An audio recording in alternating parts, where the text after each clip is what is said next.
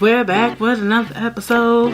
We're back with another episode of Brit Says Season 3. And who say? Woosah. I'm back. I'm here on the quarantine tip. Bringing y'all a topic because, like I said, I want to be more personal. See what happens when you're more personal. Happy belated Mother's Day to all the mothers. Yeah, day 8,063 of quarantine, and I have my good and I have my bad days. You know, the top of my head is cut off intentionally. Y'all should see these new growth on these braids, honey.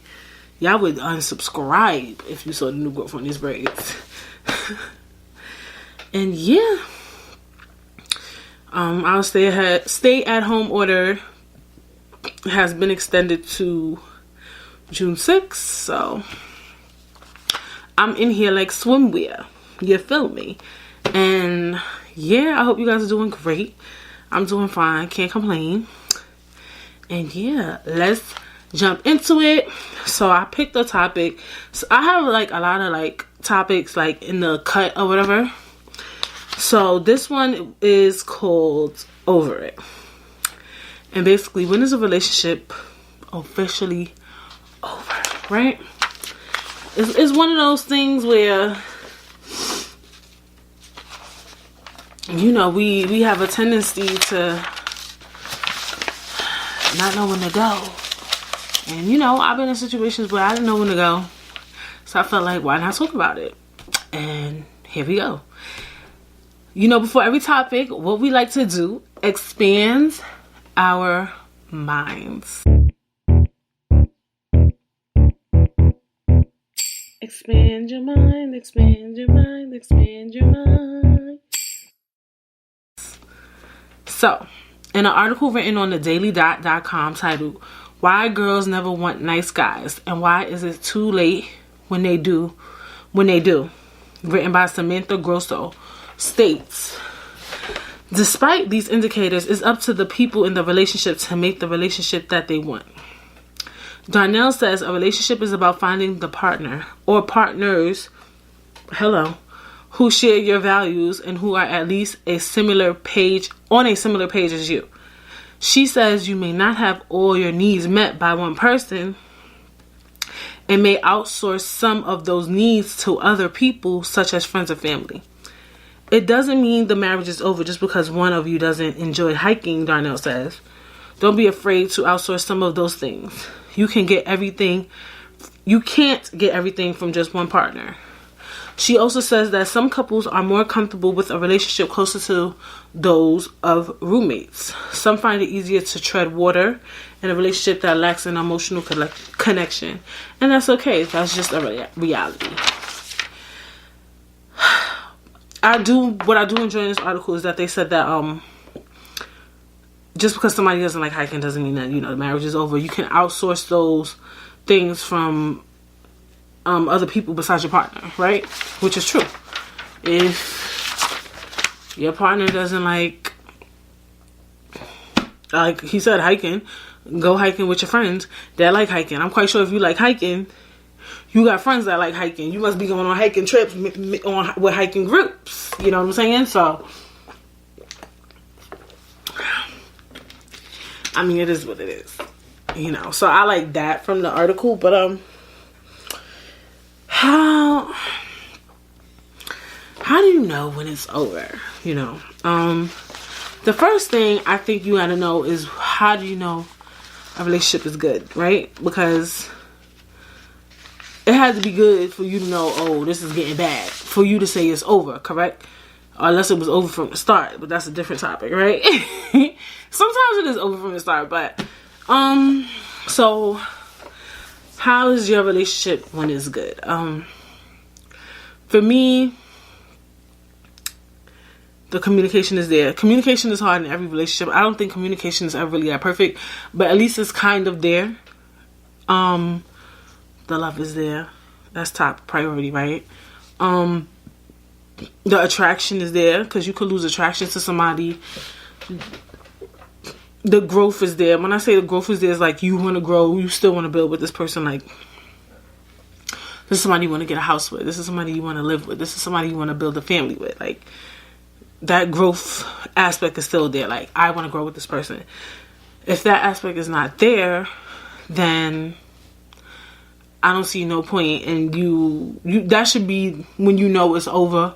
When you're like, oh my God, I would never marry him or her or whatever. I would never have kids with this person. Like, hello, if y'all can't communicate, y'all can't talk, y'all barely talk, you know, those are things that kind of determine that, you know, it's not good. Now, sometimes in a relationship, it could just be a moment, right, where y'all had a really, really bad argument and now y'all not talking. Now y'all not communicating. Now y'all being stupid. And that's when you gotta really know, like, am I being stupid? Not like stupid. I don't want to say stupid. Am I in my feelings? Or is it really over? Like, and you kind of got to know what is the argument and why did this argument escalate, right? Because, let me think.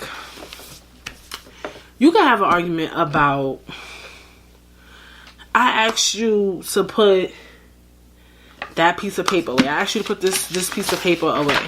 And you didn't put it away, right? That's light work. That's slight work argument, right? But is it deeper that he didn't put the paper away? Are you saying that he doesn't listen? He does what he wants. The way he's treating this piece of paper is the way he treats you. He treats you. He does whatever you want. He wants with you. Is it deeper than really that he didn't put the paper away? Because sometimes you really will have an argument with your significant other because he didn't put something away, but that's really what the argument is based off of.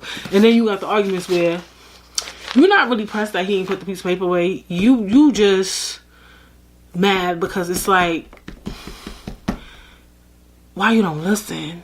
Why you do what you do? Why you think you could run all over me? Why you think you could do da da da da da? You feel me? Like, it's more deeper than what we think it is. You know what I'm saying?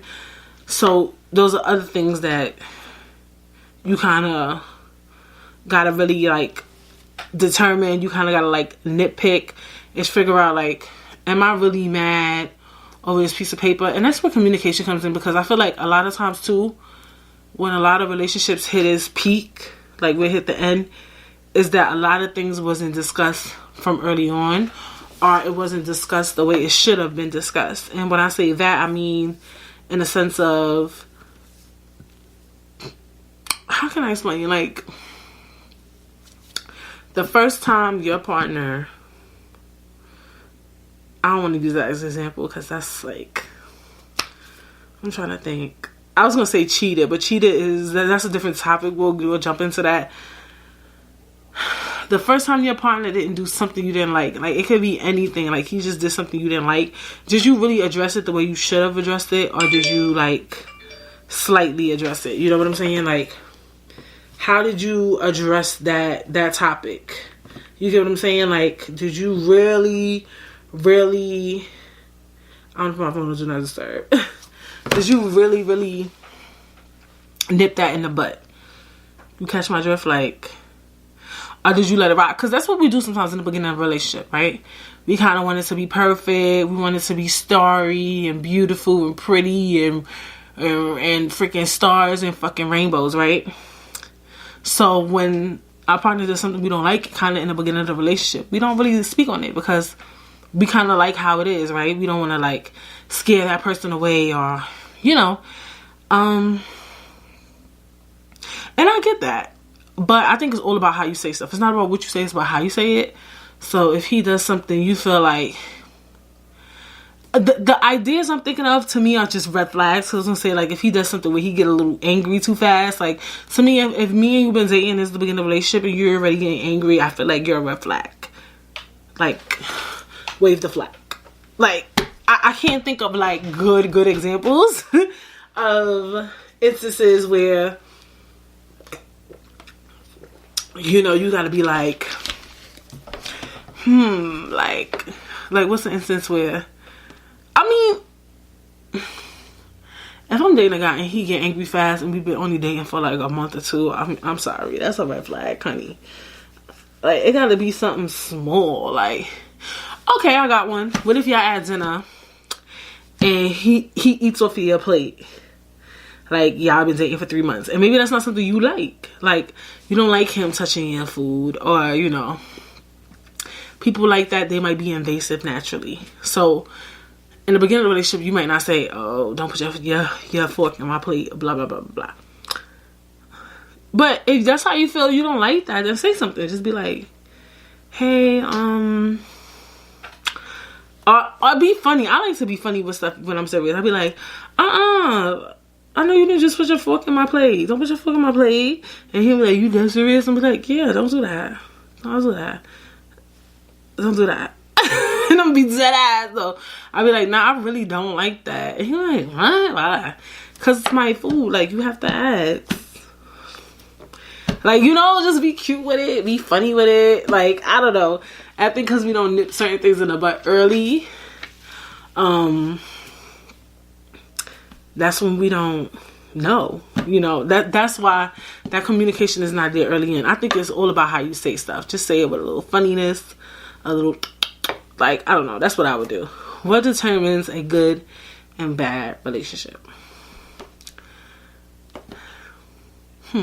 Are relationships subjective? That's a good question. I don't think,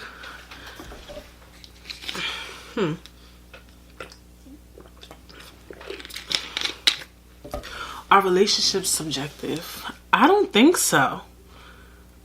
I don't think relationships are subjective. Are they though? Because, like, for instance, I hate talking about people, but like you say, I hate talking about people, but like sometimes, for instance, like DJ Khaled wife, right? We be laughing, or like Chicklet.AF or whatever. You know that couple, that like little Instagram or YouTube couple, whatever couple they are. Like, you see how like sometimes like DJ Khaled's wife was kind of like rude to him, like, don't fucking play with me, blah blah blah blah blah. Or Chicklet.AF, is it AF? I don't know. The girlfriend is kind of rude to the boyfriend, and even though they playing, she be calling him a bitch and stuff. Like, even though they playing, I'm not sure if they playing. I'm not sure if they're serious. I'm pretty sure DJ Khaled's wife is not playing though. I think that's toxic. Like, even though I don't know if they're playing, I don't think so. To me, that's toxic. But for maybe people who watch it think that's good. They think stuff like that is funny. Like, yeah, me and my man do that. I be dead ass telling him, like, stop fucking playing with me, bitch. Like, I don't think that's healthy at all. Like, I don't think that's subjective. I think a lot of people think that that's unhealthy. I don't stand by that, right? So I wonder though, like, if people were to like rate their relationship, right, and be like, I would want to know how many people think that it's good that she talks to him like that, either or DJ Khaled wife or the girl from Chicklet Instagram. I'll tag it below or whatever. Do people think that's appropriate? Like, how many people kind of agree with that? Like, you get what I'm saying? Like, to me, stuff like that is toxic. Do couples argue? Because a lot of people want to say, like, if you're in a relationship and y'all argue so much, is it a bad relationship? Okay, let's get into that. If y'all argue every day, that's toxic. If y'all argue once a week, it depends on the situation, because sometimes you could just be having a bad month with your man, or just a bad year, and the next year is better. Like, for real. It's so, and you gotta know what the argument's about too, right? If y'all arguing over infidelity, why you keep talking to these other girls? Why you don't want to be with me? That's just leave him, please. Like, that's not like a conversation piece. If you arguing over finances, and when I say finances, I mean not you the caretaker of somebody where you're like, you don't never pay for anything, I have to pay for everything, leave him or her. Leave him. Finances is when shit is getting real and you like, oh my god, I need you was with somebody who had a job or they was working and now they trying to get on their feet and it's hard and now y'all arguing over like, I've been picking up the slack and I'm tired of it, you need to do harder and blah, blah, blah, blah. That's different, right? Now y'all talking about finances. You want to buy a new TV and your husband doesn't. Now y'all have an argument as to why y'all need a new TV. Da, da, da. Those are petty financial arguments, right? Those are not even, those are disagreements. Those are debates, like, but sometimes they can escalate, right? That's not a big deal to me. I think those are fixable. Those are things you can get through. Those are things you can move past. If you're arguing and you're telling your man, like, stop cheating on me. Why you keep fucking other girls? Why you got another girl pregnant? It's over. Like, that's not an argument for me. Like, that's not debatable. Like, arguments usually have two sides that can be either right or wrong, right? A guy or girl cheating on you in a relationship is not really open for discussion, honestly. Like, how can we make room for this? How? Exactly. So if y'all having those type of arguments, I think it's just over. Like, it's just, it's time to go, sensei. Like, for real. Like, you might as well just end it there. And I think for most people, it's hard. It's really hard to say it's over. You know, a lot of people struggle with that. We all, well, not like I would hope we've all been there, where it was like you didn't know how to leave. I've been there plenty of times. But then when you do it, because at the time, what it is at the time is you feel like this person is your everything. And if you leave him, who are you going to find next? That's at least how I feel when I'm in that phase of, like, not wanting to leave. I'm like, oh, I really like him. I don't think it's going to get no better than him. I'm not ready to go. Sex, anything could play like a key role in me, like, not wanting to leave. Like, anything could play a key role. Like, it's usually that though, like, oh, I gotta start fresh, I'm never gonna find nobody, I give up. And you kind of want to give up, you kind of want to start over. And that's really why, like, for me, it used to be hard to, like, be done with that person, because it's like,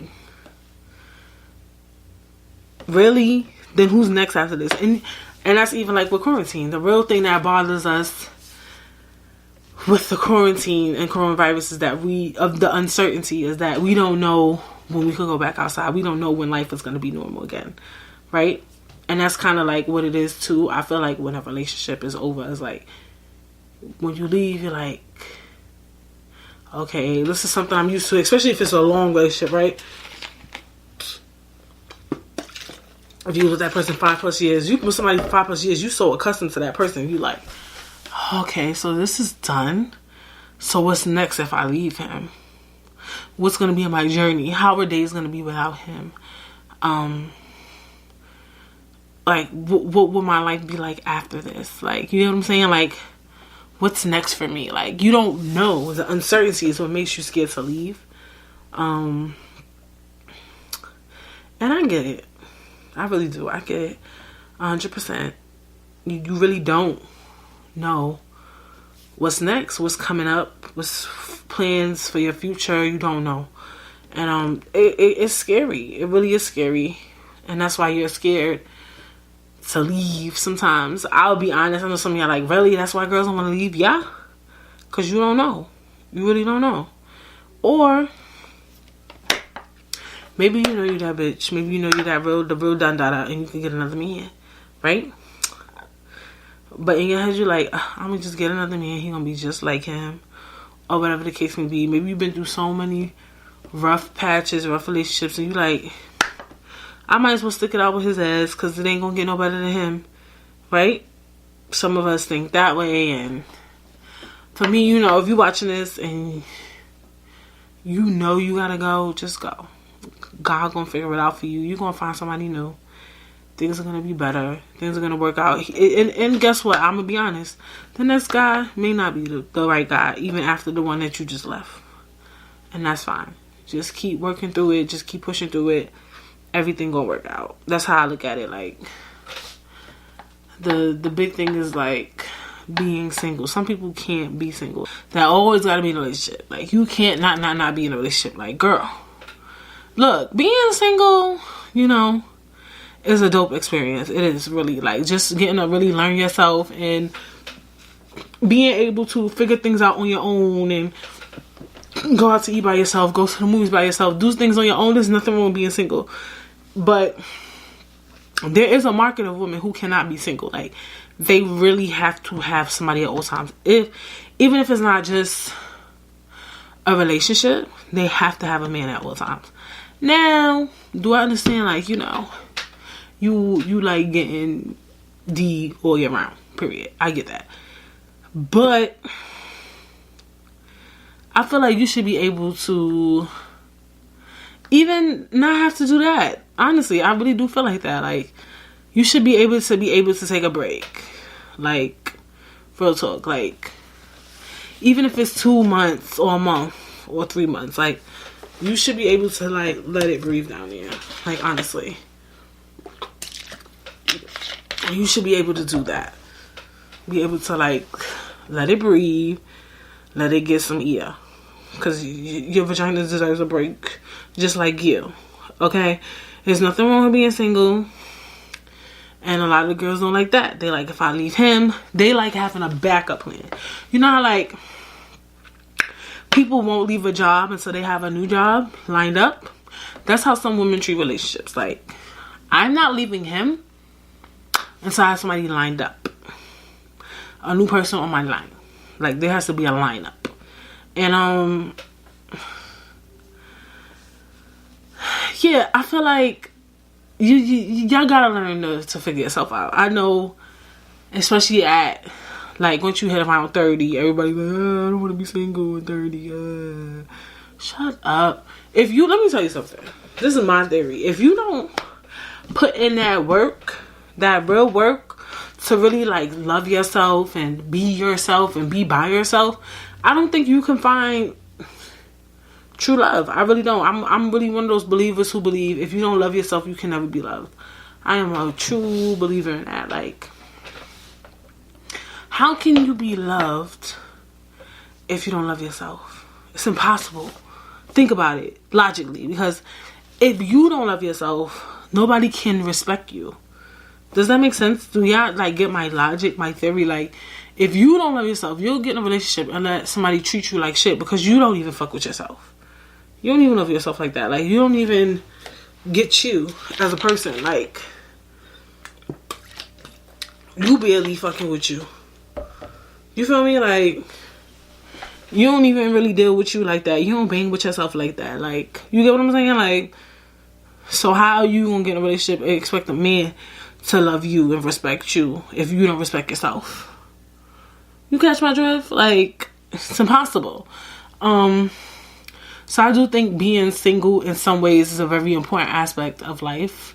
And building relationships and long-term relationships. And it's important just to, like, and when you got that time to yourself, especially after, like, a breakup or just ending it with somebody, you get that time to really think.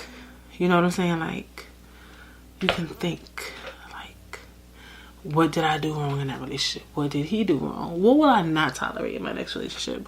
Why did he really get on my nerves? Like, you can really figure out what it is exactly that you need to do better. You know what I'm saying? Like, you can really dig deep and find out the tea, like, about yourself. And then that'll help you in your, your next relationships, and help guide you to find, what it is that you want in your next relationship. When things get bad in a relationship, can it be fixed?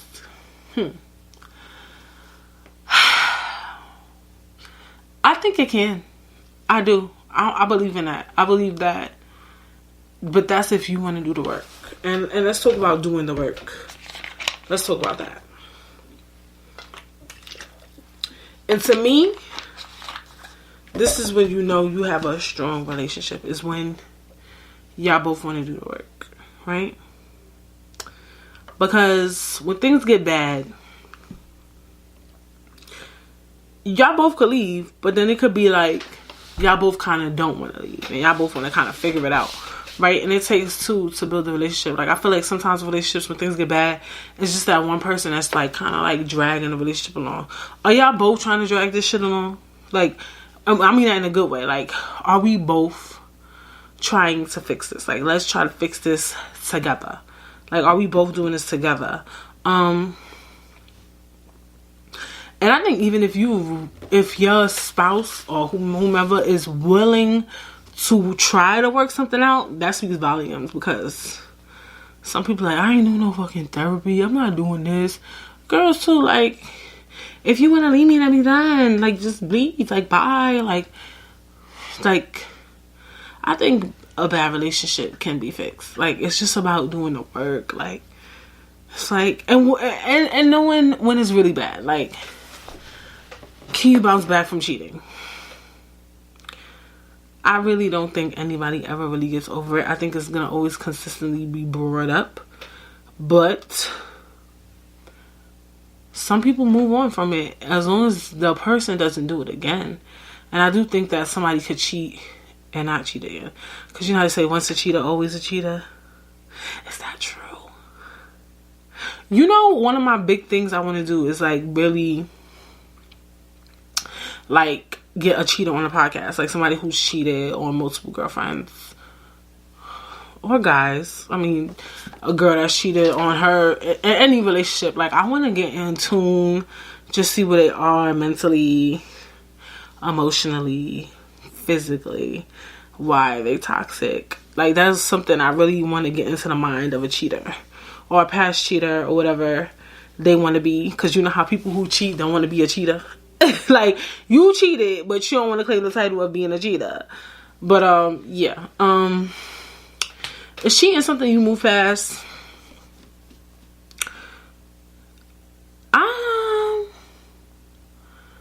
It's hard, and you gotta make sure that person don't do it again. And like I said, is once a cheater always a cheater a thing?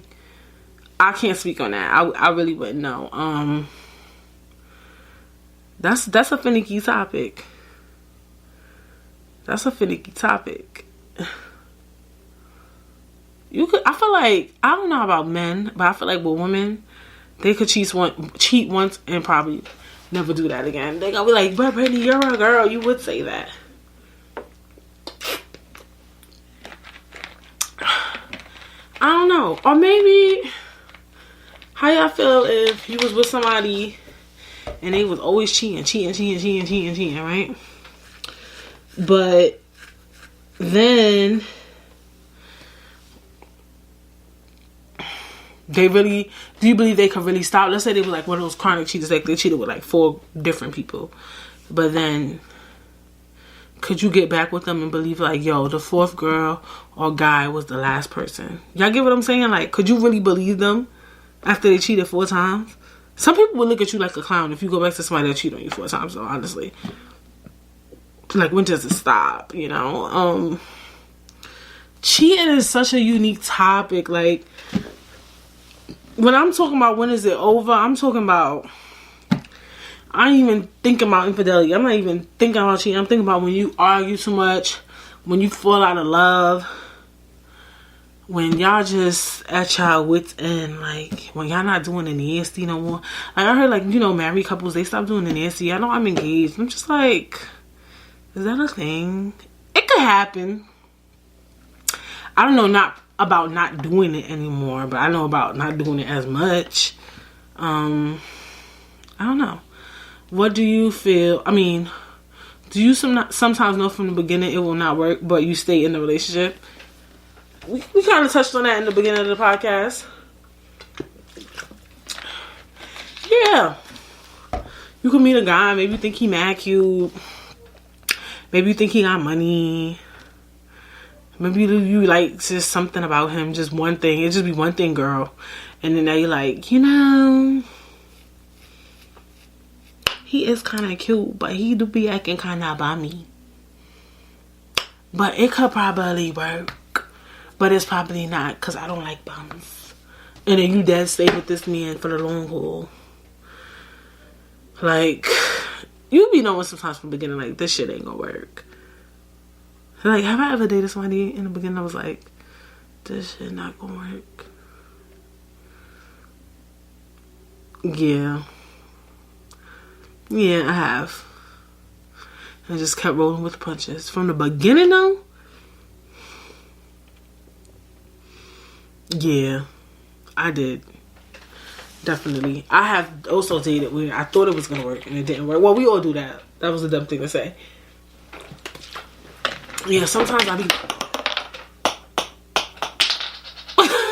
That's going to have to stay there. Sometimes I be, but I'm going to put the water over here, though, because my laptop is right there. Sometimes you kind of like, this is when I was younger, though. Honestly, that's young girl shit. Like, I'll date somebody, I'll be like, I don't really like this, A, B, and C about him, but I'll stick around because he kind of cool. We hang out. It'd be alright. Like, but I knew, like, he ain't gonna be the guy I marry. He ain't gonna be somebody I want kids with. Like, you know what I'm saying? Like, yes, I definitely known things wasn't gonna work from the beginning. And that's the worst part, is when you date somebody you know and it's not gonna work in the beginning, because when you know it's not going to work in the beginning, you basically wasting your time, and you might end up catching feelings for somebody you know ain't shit from the start. And then when you get into that zone where you're dating somebody who you know ain't shit from the start, that's when things go haywire. That's young girl stuff. I don't know if y'all still doing stuff like that. I can't relate, obviously. But I'm just saying, even before him, even before for me, I've been jumped off that wave, like, kinda. Oh,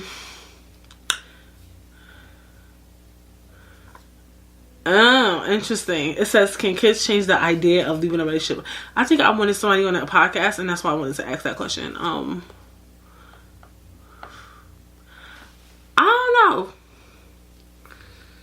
I don't know. I feel like we live in a time, though, like, our parents, what is that, baby boomers? Oh, who's the generation before them? I don't remember. But I know the generation before, like, my parents, like, I want to say they call baby boomers. I'm not sure. They were big on that. Like, just keep making it work for the kids. Then as time progressed, we kind of wasn't into that. And for me, I see, you know, I'm not saying it's right. Well, shit, if it don't work, it don't work. But, yeah, I see a lot of people, you know, leave relationships. We see single mothers every day. We see, single fathers. If it ain't working, it ain't working. Like, I see people, you know, my age that's ready to leave some people they don't want to be with. And it might be kids involved. And that's just what it is. Like, I do think in the beginning, yeah, you'd be like, yo, I got a kid by them. And sometimes, like I said, you'd be like, who's going to date me and I got a kid? I think about this, like, by, like, 30 and up. If you got a kid, you can definitely find another relationship. Because it's like, you kind of, like, not that you expect it, but you like, all right, this person got a kid. or whatever the case may be. Like, you kind of like in and out. But I do think it you won't be scared to leave that person, but I think it will be hard for you not to go back to somebody you had kids with. That's easy. That's easy. If you a dude, that's easy coochie. If you a girl, that's easy penis. Light cheese. And y'all already co-parenting, bitch. I mean, but if it ain't working, it ain't working. That's a hard topic. A hard topic. I don't know. If it ain't working, it ain't working. I know. That's just how I look at it. That one is a hard question for me. I would have to like ask somebody how they feel, but yeah. Just what I would say for a key, because I told y'all, if it's not like these episodes not fully planned, it's gonna be short. But if it's not working, it's not working. And when you know it's over, you know it's over. Like, I hear stories about like married couples who don't even talk to each other when they get in the house. Like, leave. The other thing too, actually, a lot of people build homes with these people. And that's when kids come into play. You bought a house together. Y'all bought an asset. A house is an asset. You did something so permanent with somebody. So now you feel like you can't leave them. Because then if you leave them, where the fuck you gonna live? Now you gotta get a new... You can't afford your own damn house. You might have to get an apartment. But then you sign paperwork with dude. Both of y'all have to pay the mortgage. If one of y'all leave, he won't be able to afford the mortgage on his own, and then your credit gonna be fucked up. So a lot of shit play a key role in just knowing when it's over and why a lot of people don't leave. You know, some houses you gotta be in a house for 10 years in order for it to be paid off. By year 3, y'all already fucking hate each other. Now you got 7 years left on the fucking mortgage. But one of the other things is a house is not always a death sentence, honey. You can sell it. You can sell the house. It's sellable. It doesn't have to be paid off in full to be sold. To my understanding, it can be foreclosed. But still, you gotta pack all that shit up. And it is. You gotta think about moving. Moving is so annoying and like, it's so much stuff. I could see like with married people, who the kids gonna go with? Now y'all arguing over custody, bitch. Now y'all gotta pick dates and but if it's bad, figure it out, sis. If it's bad, that I give you some time though. Like you like, yo, I really want to leave him, but you know it's gonna take you a year or two to save up some bread to get a new apartment. Fine. You gotta take that L. Unless you got a family member you can stay with. But that's messy. You got the kids, not the kids. Do the work, people. We got to do the work before we get in these relationships. We got to do the work. Okay? And I think that's why sometimes, you know, God does... Y'all know me. I can't really even sit under the table no more. I think that's why we got to do the work. I think that sometimes things happen in relationships to teach us how to do the work. Like, I think God wants us to learn how to do the work. I've been through things with my man, and we did the work because it could have ended, but he and I both decided to do the work. That's what's going to show you, can we do this? Because it's going to be a lot of trials and tribulations that you go through in a relationship, and you're going to have to figure out, you know, it's so important to figure out if that person is willing to do the work for you, because shit might get real, like what I just said, where you don't want to get caught up in no bullshit like that because you didn't really know who you was jumping into a relationship or marriage with. Do people change over time, especially in a marriage? I sure the hell hope not. The fuck? Sometimes, see, this podcast could get real long. Things could change a person, right? Yeah, like Brittany Howe. Life is fucking hard, okay? As you get older, what happens? deaths.